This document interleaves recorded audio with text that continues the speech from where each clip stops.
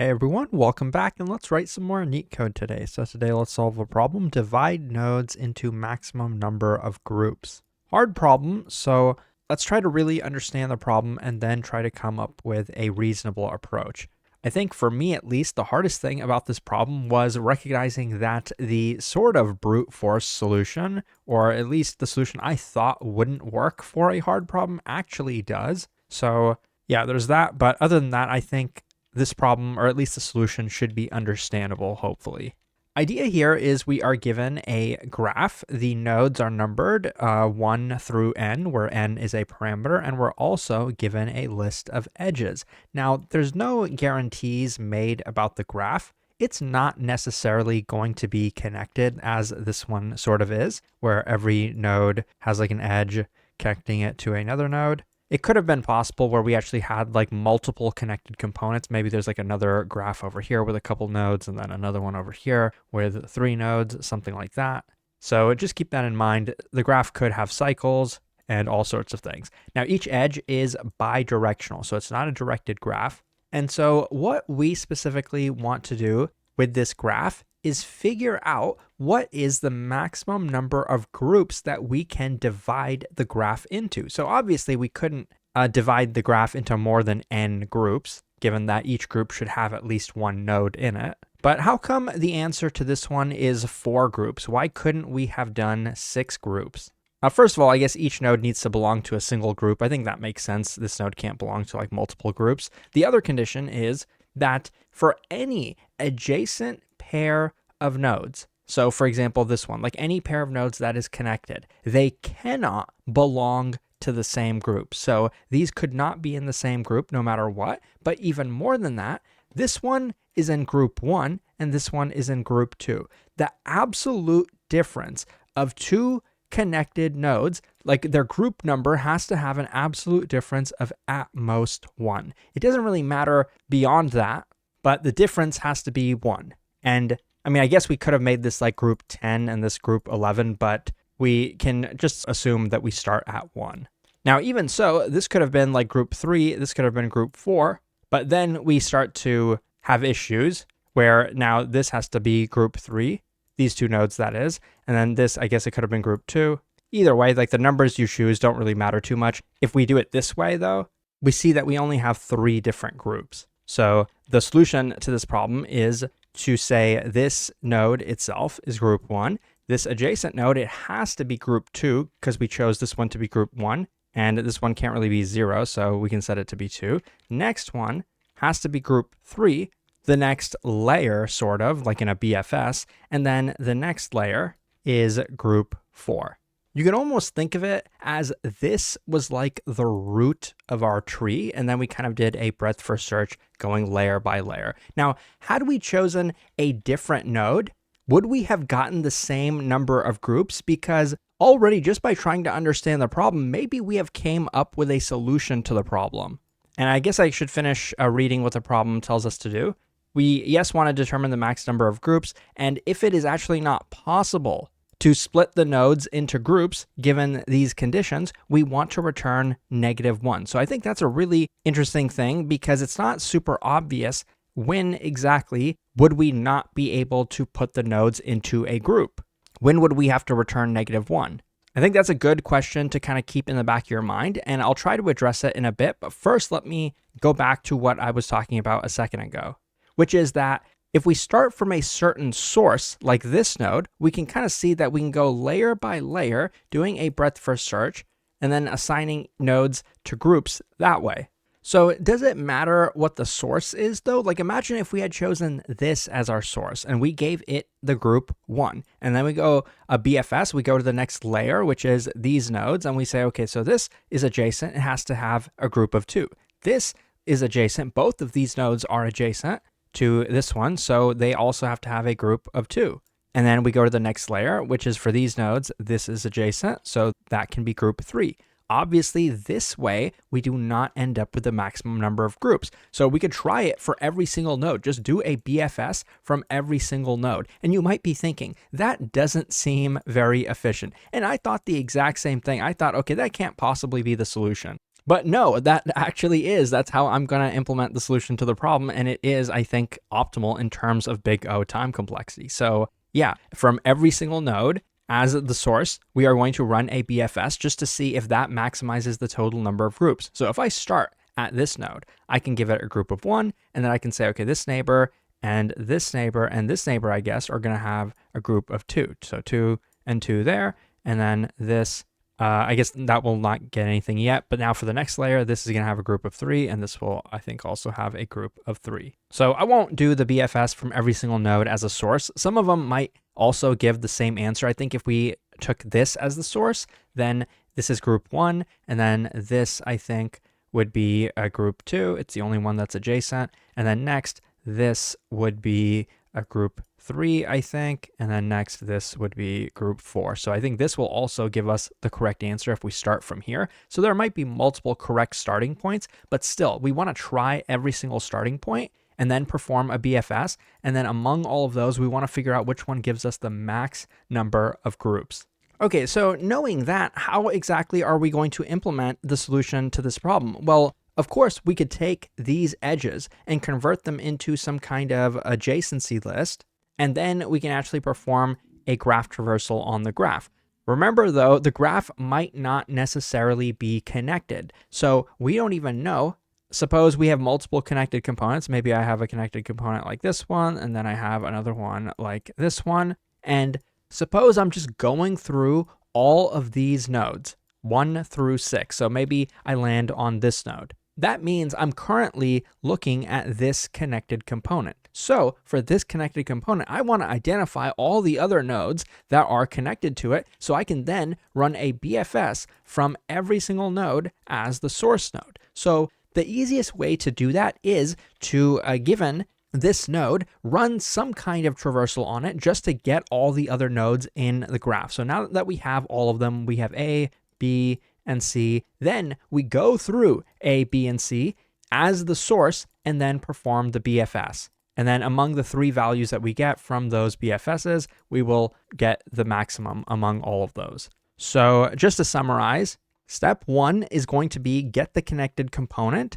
Next, we are going to run BFS from every source node in that connected component. So those are the 2 main steps that we're going to be doing. And believe it or not, the rest of the problem isn't too bad. But there is one caveat, and I think this is probably hard for most people because it involves a lot of graph theory. It's not the type of thing you just randomly know. Either you'd have to spend some time thinking about it, or you just have to know this about graph theory. This is kind of a classical problem with graphs.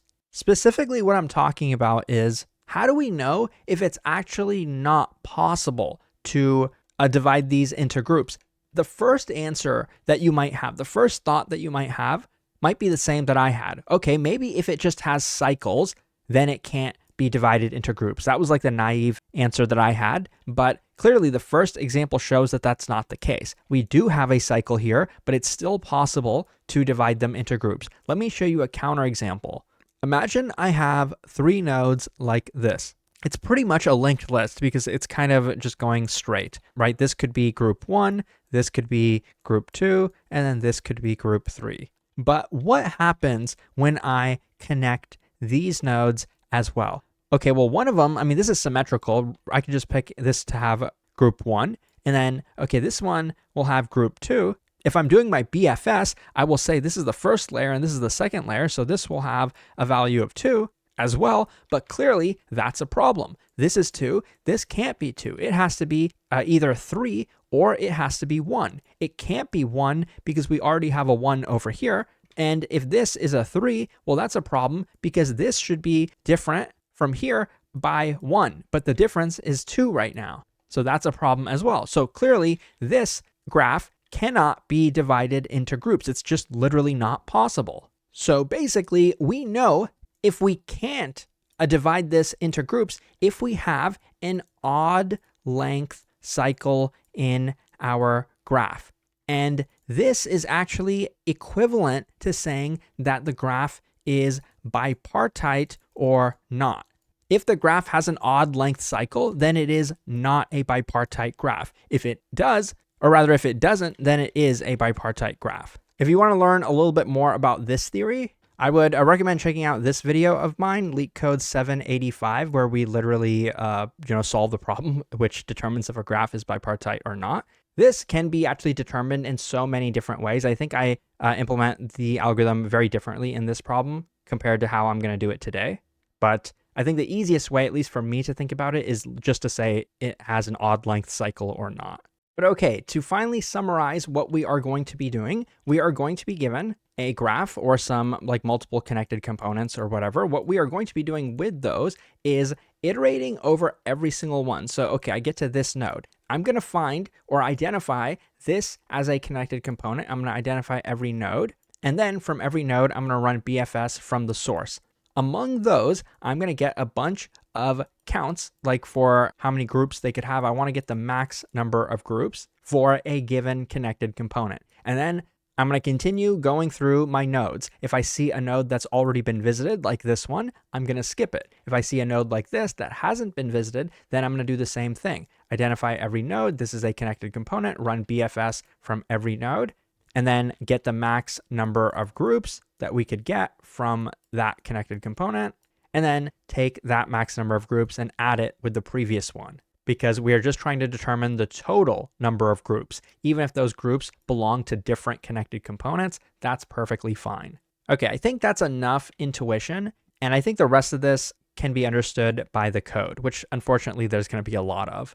Okay, so I start out with a little bit of pretty basic boilerplate. I'm just creating an adjacency list. So for a hard problem, I think most of you guys can probably do that. Each edge is non-directed, so they go both ways. And so I just want to first show you what I'm going to be doing, and then I'm going to implement the functions to do so. So I'm going to have a visit hash set first of all. So this is the part where I'm going to be iterating over all the nodes that I just talked about. I'm going to go through 1 up until n, and I'm going to maintain my result, which is going to tell me the total number of groups. That's what we're going to end up returning. And so now I'm going to check if this node I is in visit, then we can skip it.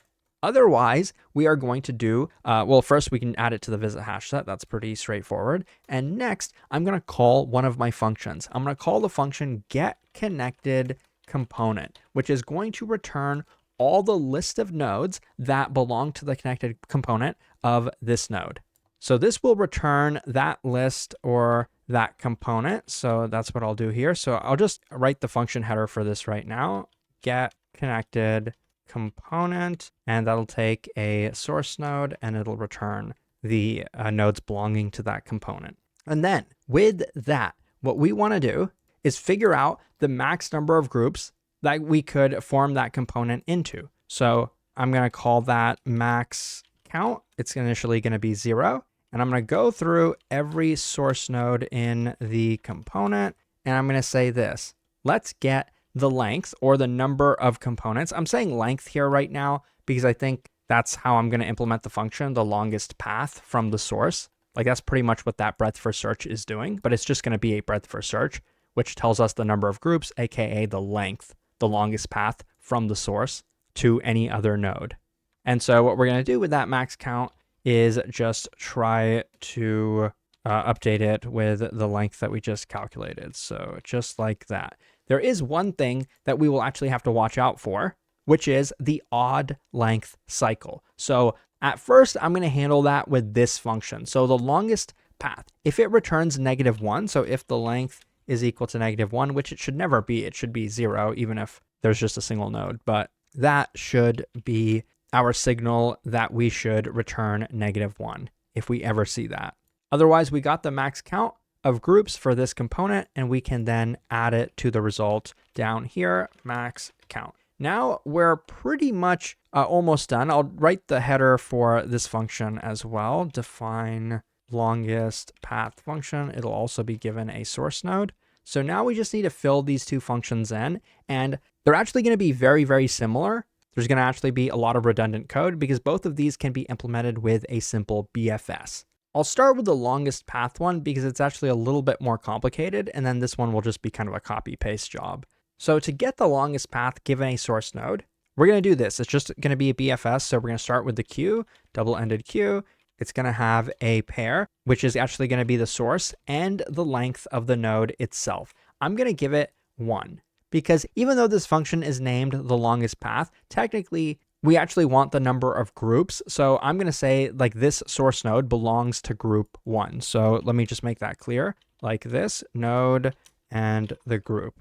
And instead of having a visit hash set, I'm going to have a hash map, which is going to be called distance. It's going to map each node to the max distance. So node to the length from source, but I'm going to say +1 because for reasons I kind of just mentioned, that it's actually tracking the group. So then we can just do while the queue is non-empty, we pop from the queue, we get two values, the node and the length or the group.